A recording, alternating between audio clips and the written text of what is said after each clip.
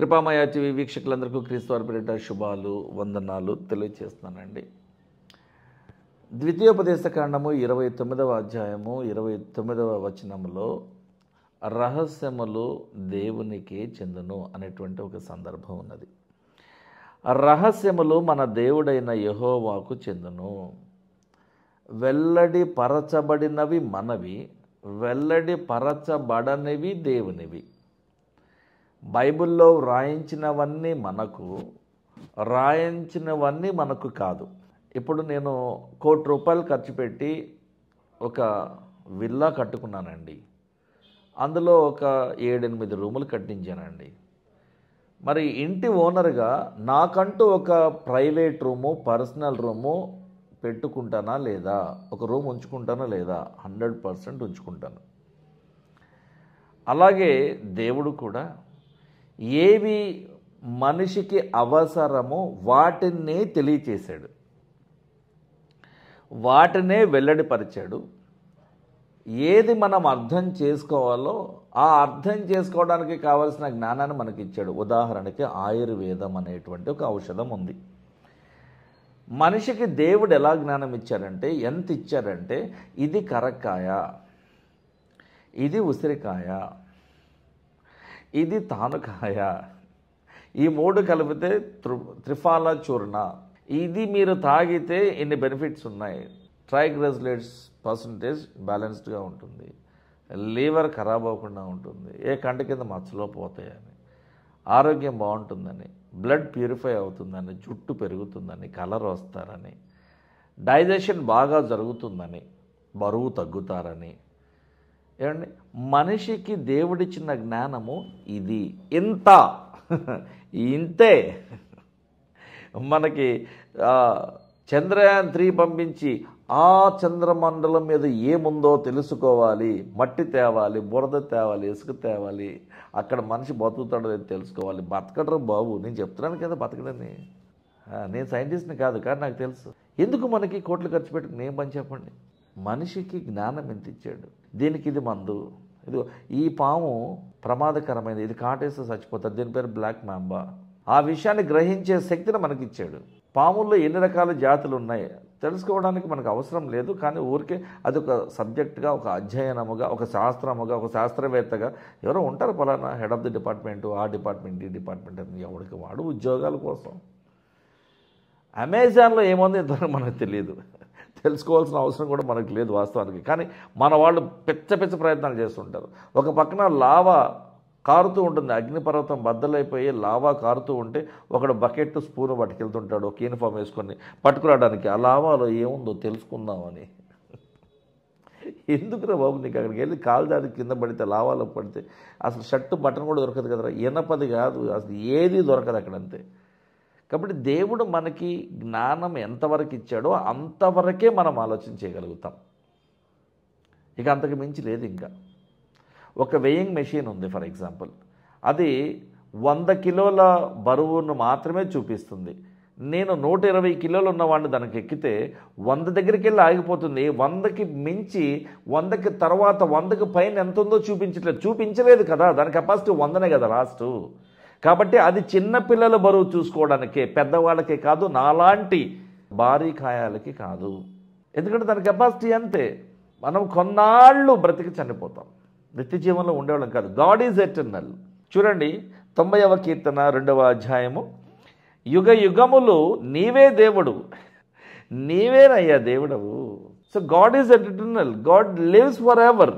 మరొక సందర్భం చూపిస్తాను. ఇర్మియా గారు రాసిన గ్రంథము 29వ అధ్యాయము 11వ వచనంలో, నేను మిమ్మల్ని గూర్చి ఉద్దేశించిన సంగతులను నాకు తెలుసు, నేను ఎరుగుదును అంటున్నాడు. నాకు బాగా తెలిస్తే ఎరగడము అని అంటారు.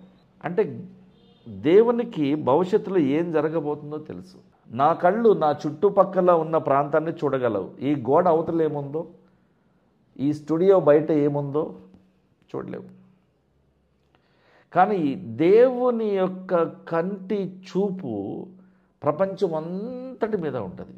సామెతల గ్రంథము 15వ అధ్యాయము 3వ వచనంలో, యెహోవా దేవుని యొక్క కనులు ప్రతి స్థలము మీద ఉండును. అందుకని దావీదు అంటాడు కదా, నేను ఎక్కడికని పారిపోతాను దేవా, ఎక్కడికి పోయినా నువ్వు ఉన్నావు కదా. అగాధంలోకి పోతే అక్కడ ఉన్నావు, సముద్ర జలాల కిందకి పోతే అక్కడ ఉన్నావు, పైకి వస్తే అక్కడ ఉన్నావు. ఎక్కడ లేవు నువ్వు. ఆకాశ మండలం మీద ఎక్కి పారిపోదాం, అక్కడ నువ్వు ఉన్నావు. నీ కన్నులు అన్ని చోట్ల ఉన్న ప్రాంతాలను చూస్తున్నాయి కదా.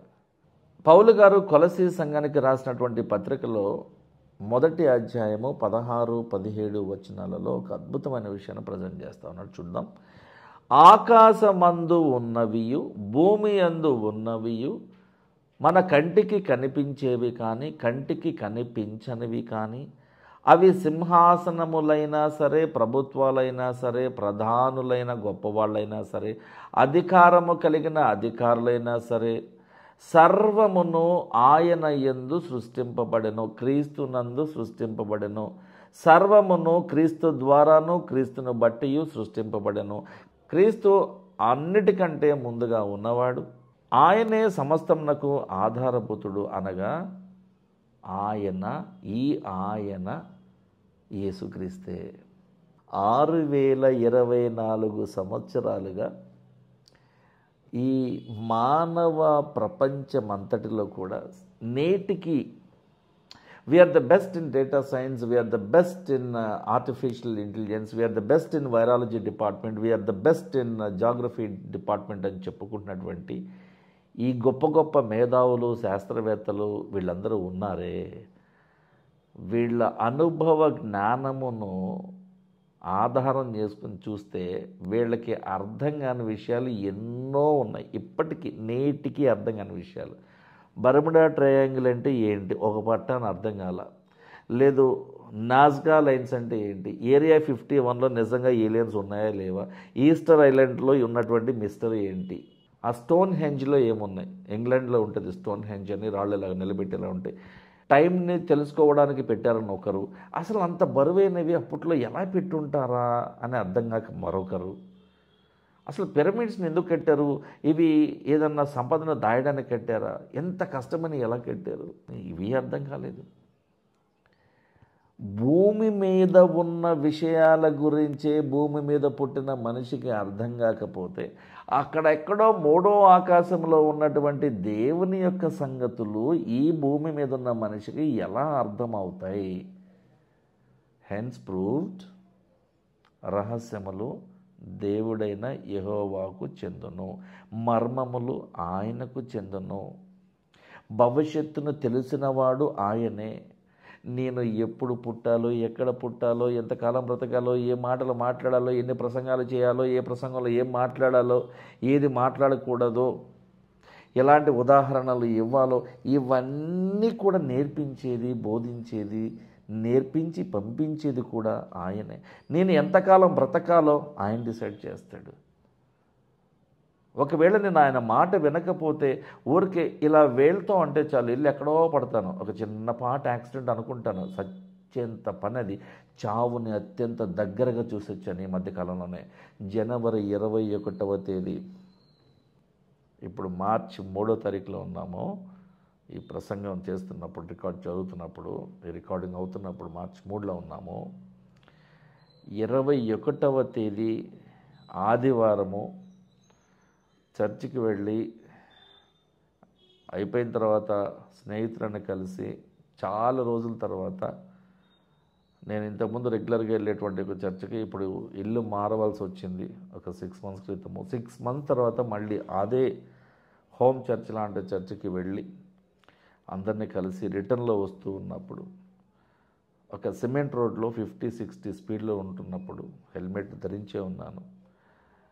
ఇంజిన్ ఆయిల్ ఉన్నట్టుగా సడన్గా కారిపోవడము, ఇంజన్ జామ్ అయిపోవడము, పిస్టన్ జామ్ అయిపోయి ఇంజన్ బ్లాక్ అయిపోయి, మరి గ్రావిటీని ముద్దు పెట్టుకోవాలి కదా, బండి పడిపోయింది.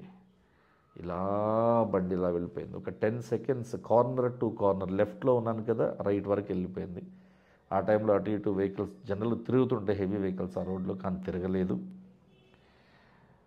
ఎక్స్రే తీయించుకున్నాను, ఏ బొక్కలు ఇరగలేదు, కానీ పొట్ట మీద, మోకాల మీద, చేతులకి విపరీతమైనటువంటి గాయాలు. ఇప్పటికీ 5 వారాలు అయిపోయి 6వ వారంలో కూడా ఈ చెయ్యి నేను వాడటానికి పనికిరానంతగా. కొంతమంది అయితే నువ్వు చేతబడులని చాలా ఈజీగా తీసుకుంటావు కదా, అందుకని ఎవడో చేశాడు అంటాడు. నేను ఇప్పుడు కూడా చెప్తున్నా, దమ్ముంటే చేయమని.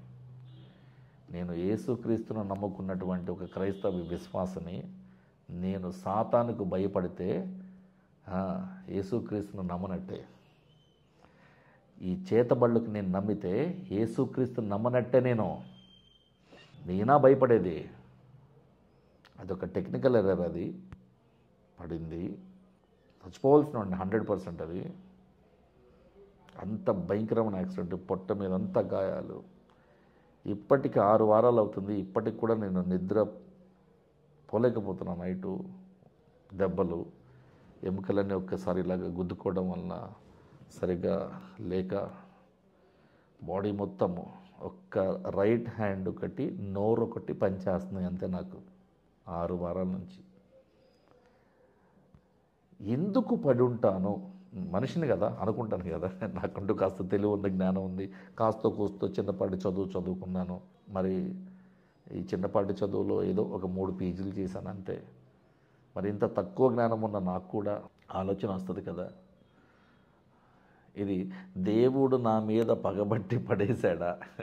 దేవుడు పగబట్టాడు. ఇది ఒక రహస్యంగా మిస్టరీగా ఉండిపోయింది కదా, అందుకనే చెప్తున్నా, ఎలాగో రహస్య గురించి మాట్లాడుకున్నాం కాబట్టి.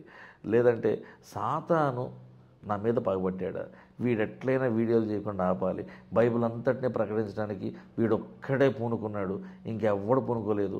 కాబట్టి కృపామయ టీవీ ఛానల్ వారి యొక్క రైట్ హ్యాండ్ని తీసేస్తే సరదాగా ఛానల్ మూసేసుకుంటారు కదా అని అనుకున్న, ఒకవేళ ఈ ప్రసంగాలు చెయ్యకూడదని ఈ టీవీ ఛానల్ కార్యక్రమాన్ని ఆపేయాలని ఏమైనా కక్షగట్టి ఆడేమైనా చేసి ఉంటాడా? ఇది రెండవ డౌటు. మూడవది, ఒకవేళ నేను పరిపూర్ణ దశలో క్రైస్తవునిగా ఎదగట్లేదనే ఉద్దేశంతో దేవుడు ఊరికే ఇలా వెళ్తూ అని నన్ను పడేశాడా? నేను ఇంకేమైనా నేర్చుకోవాల్సి ఉందా? పోనీ నా తప్పిదమేమన్నా ఉందా? ఇన్ని ప్రశ్నలు. నాకే ఎందుకు ఇలా జరగాలి? బగ్గ తాగి, పిచ్చగా తాగి, పూటుగా తాగి, ఇష్టం వచ్చినట్టు బండి 2, 3, 4 పోయేవాళ్ళకి ఏమీ అవ్వట్లా. నా మానాన నేను సాయంత్రం 4:30కి మంచి వెలుగులో చక్కగా ఒక మోడరేట్ స్పీడ్లో వెళ్తున్నప్పుడు, నాకు ఎప్పటి నుంచో బండి వచ్చు కాబట్టి 9th క్లాస్ నుంచి, 52 ఏళ్ల వయసులో ఎన్నడూ ఎప్పుడూ బైక్ మీద పడైన వాడిని నేను ఒక్కడనే పడ్డాను. ఆ రోజున అంత దూరం నా పిల్లలు కూడా నాతో ఉండాలి. నా పిల్లలు ఉంటే ఎంత భయంకరమైన దెబ్బలు తగిలేవో వాళ్ళకు కూడా. నేను కాబట్టి సర్ది చెప్పుకొని తట్టుకుంటున్నాను. ఏడ్చిన సందర్భాలు ఉన్నాయి, నిద్ర పట్టక, ఆ బాధకి ఏడ్చిన సందర్భాలు ఉన్నాయి. ఇప్పటికీ నాకు తెలిసి ఇంకా 50% సెట్ అవ్వాలి నేను. No serious damages, but still it pains in the body because of the serious thrust and the friction. So ఇప్పుడు నా పిల్లలకి ఏమీ కానందుకు దేవా, నా పిల్లల్ని కాపాడినావు ప్రభా అని దేవునికి నేను కృతజ్ఞతాస్తుతులు చెల్లించాలా? ఎందుకు దేవా నా మీద నీ కోపం అని నేను దేవుణ్ణి ప్రశ్నించాలా? మళ్ళీ యోబులాగా ఇన్ని ప్రశ్నలు 6 వారాలుగా ఎన్నో ప్రశ్నలు. నాకే ఎందుకు జరగాలి ఇలాగా? క్రైస్తవ పేర్లు పెట్టుకుని క్రైస్తవుని లక్షణాలు లేకుండా బ్రతుకుతున్నటువంటి దొంగ క్రైస్తవులు, బడా సంఘాలకు వెళ్ళేటువంటి ఎల్ఈడి సంఘాలు దొంగ క్రైస్తవులు, నాటకీయమైన క్రైస్తవులు, ఇంతమంది ఇన్ని ఎదవ పనులు చేస్తూ, తిట్టుబోతులుగా, తాగుబోతులుగా ఉంటూ, కాపురాల మధ్యలో చిచ్చులు పెడుతూ, ఒకరినొకరు హింసించుకుంటూ, బూతులు తిట్టుకుంటూ, నరుక్కుంటూ, పోలీస్ స్టేషన్లో కేసులు పెట్టుకుంటూ ఇంత రోతగా బతికేస్తున్నారే, ఆ క్రైస్తవులను జాగ్రత్తగా చూస్తున్నావు దేవా నువ్వు? ప్రార్థన చేస్తున్నాను, బైబిల్ చదువుతున్నాను, వీలైనప్పుడు ఉపవాసం ఉంటున్నాను, ఒక పూటే ఉంటున్నాను, భక్తిపరంగానే ఉంటున్నాను కదా దేవా. నా పాత పాపాలు వదిలేశాను కదా, అయితే ఇంకా మార్చుకోవాల్సినవి ఏమైనా ఉన్నాయా? లేదంటే ఈ శ్రమ ఓర్పు నిరీక్షణను అనేటువంటి ఆ వాక్య భాగంలో నేను ఇంకా ఎదగాల్సి ఉన్నానా, ఫలించవలసి ఉన్నానా? ఇంతవరకు నాకు పట్టణ అర్థం కావడంలా. నేను దేవుని క్వశ్చన్ చేయట్లా. నాకు నువ్వు ఆన్సర్ చెప్పాలి ఎందుకు పడ్డాను, నాకెందుకు ఈ దెబ్బలు అని నేను క్వశ్చన్ చేయట్లా. ఆ క్వశ్చన్ చేసే దమ్ము నా దగ్గర లేదు. యోబు గ్రంథం చదివిన బుద్ధున్న క్రైస్తవుడు ఎవడో కూడా దేవుణ్ణి ప్రశ్నించడు. ఎందుకంటే యోబు గ్రంథంలో చివరి అధ్యాయాల్లో దేవుడు వేసే ప్రశ్నలు ఉంటాయి చూస్తున్నారా, ఆ ప్రశ్న పత్రం చదివితే ఎవడు రాయలేడు ఎగ్జామ్. ఆ ప్రశ్నలకి ఎన్ని వందల స్క్రిప్ట్లు ఇచ్చినా నువ్వు ఆన్సర్ రాయలేవు. నువ్వు ఎగ్జామ్ పాస్ అవడం సంగతి తర్వాత ఒక్క మాటకు ఒక్క మార్కు కూడా రాదు నీకు అందులో 100 మాటలకి. అలాంటి ప్రశ్నలు వేస్తాడు దేవుడు. కాబట్టి నేను ప్రశ్న వేసాను అనుకో, అటు నుంచి కొన్ని వందల ప్రశ్నలు వెంటనే ఫ్యాక్ట్స్ బై ఫ్యాక్ట్స్ వస్తుంటాయి. ఆన్సర్ చేయలేను, నాకు తెలుసు. అందుకనే అడిగి ఆ ప్రశ్నలకు సమాధానం చెప్పలేని దానికంటే మందులు వేసుకొని కాస్తంత డబ్బులు ఖర్చు పెట్టుకొని ఈ బాధలతో, ఈ నొప్పులతో, ఈ గాయాలతో, ఈ ఎరుకుతో, ఇబ్బందితో నిద్రలేని రాత్రులు గడపటమే బెటర్ అని సైలెంట్గా ఉంటున్నాను. కానీ లోపల ఆలోచనలు ఇంకా నాకే ఎందుకు ఇలా జరిగింది, నాకు ఇలా జరిగినా దేవుడే, యేసయ్యే ఆయన మహిమలో ఉండేటువంటి దేవుడే. నన్ను స్వస్థపరచకపోయినా ఆయనే దేవుడు. నేను ఇప్పుడు చచ్చిపోయినా కూడా ఆయనే దేవుడు. నేను బ్రతికున్నంతకాలం యేసుక్రీస్తును ప్రకటించాలని అనుకుంటున్నాను. నా పర్సనల్ ఎక్స్పీరియన్స్లో నుంచి నేను సువార్తను ప్రకటించాలనుకుంటున్నాను.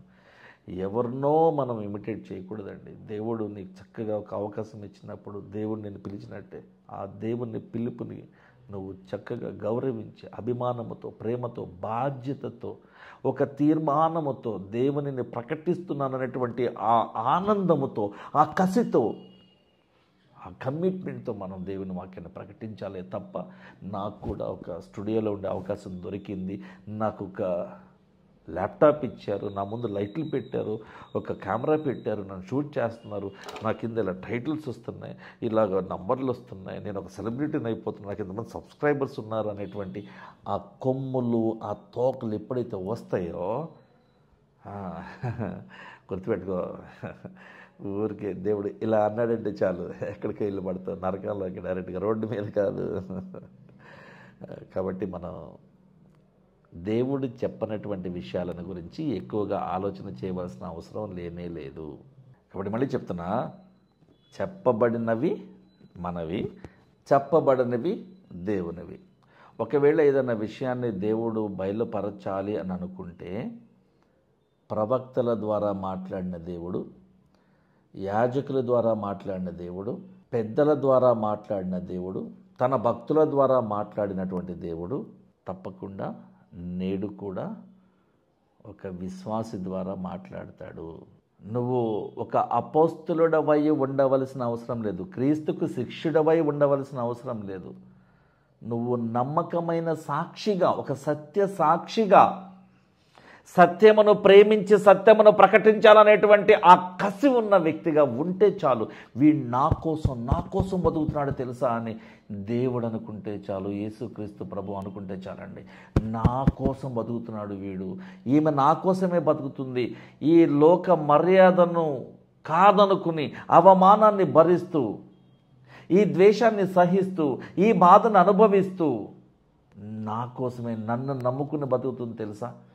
నీతి కిరీటం అమ్మా నీకు, జీవ కిరీటం అమ్మా నీకు అని దేవుడు ప్రామిస్ చేస్తుంటే ఆ జీవ కిరీటం కోసం, ఆ నిత్య జీవం కోసం, ఆ పరలోక ప్రవేశం కోసం కళ్ళల్లో ఒత్తులు వేసుకుని చూస్తున్నారండి కొంతమంది భక్తులు. ఆ భక్తులను చూస్తే సిగ్గు అనిపిస్తుంది నాకు. వాళ్ళకున్న కమిట్మెంట్లో 1% కూడా నాకు లేదేమో అనిపిస్తుంది. అంత నిఖార్సైనటువంటి భక్తి కల క్రైస్తవులను నేను చూసా. కానీ అందులో నేను ఒకడిని కాదు. ఎస్, కానీ అవ్వాలి. కాబట్టి మనకు అర్థం కాని వాటి గురించి మాట్లాడి ముచ్చటించి సమయాన్ని వృధా చేసుకోవద్దు. బైబిల్లో ఏం చెప్పాడో దేవుడు వాటినే మనం నేర్చుకుని వాటినే పాటిద్దాం. చిన్న ప్రార్థన. ప్రేమగల దేవా, కనికరమగల తండ్రి, మాకు ఎంత జ్ఞానం అవసరమో, ఎంతవరకు మేము ఏది గ్రహించాలో, ఎంతవరకు ఏది నేర్చుకోవాలో మాకు ఒక పరిమితిని ఏర్పాటు చేసినావు ప్రభు. నీవిచ్చినటువంటి ఈ పరిమితిలోనే మేము బ్రతకవలసిన వారమై ఉన్నాం, నేర్చుకోవలసిన వారమై ఉన్నాం. కాబట్టి అవసరము లేని వాటి మీద మేము మనసుంచకుండా మమ్మలను గాయపరిచేటువంటి విషయాలపైన మేము శ్రద్ధ చూపకుండా ప్రతి విషయంలో దేవా నీకు దగ్గర అవ్వడానికి, నీ లోకానికి రావడానికి కావాల్సిన సమస్త అర్హతలను మేము తెలుసుకొని, గైకొని, గ్రహించి, పాటించి నీకు లోబడి ఉండేటువంటి జీవితాన్ని మేము బ్రతికేలా ఉండనివ్వమని యేసుక్రీస్తు వారి పరిశుద్ధ నామంలో ఈ ప్రార్థన అడిగి వేడుకుంటున్నాం తండ్రి. ఆమేన్.